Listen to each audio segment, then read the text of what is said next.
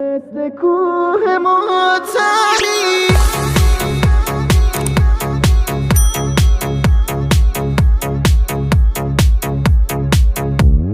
آره یه روز میخواستمت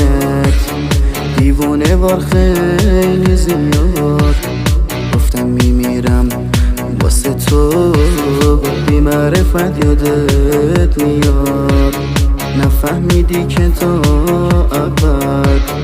دل به دل داده بودم تو عاشقم نبودی و آخ که چقدر ساده بودم گناه این ساده دله رو سادگی دل به تو بست تو فکر این بود تو دله رنگ وفا همیشه هست تو فکر این بود تو دله رنگ وفا همیشه هست تو مثل کوه معطلی افتادی تو راه دلم تصمیم آخر رو بگیر اگه نمیری من برم تو مثل کوه معطلی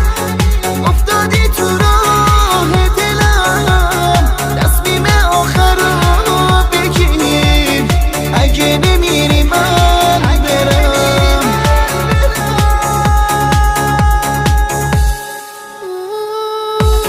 وکالیست مجتبی نصیری، لاریک بهزاد سلیمی، The music and arranged by ناصر فتاحی.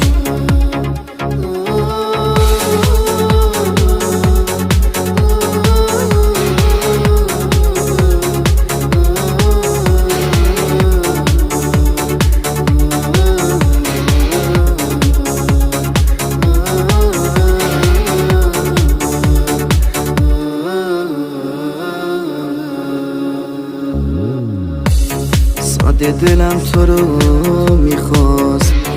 اما تو ناجیب بودی شبیه هیچ کس نبودی بی روح و سر عجیب بودی دیگه تو رو دوست ندارم واسه دلم خیلی کمی چون که واسه ساده دلم مثل یه درد این غمی چون که واسه ساده دلم مثل یه درد این غمی تو مثل کوه معطلی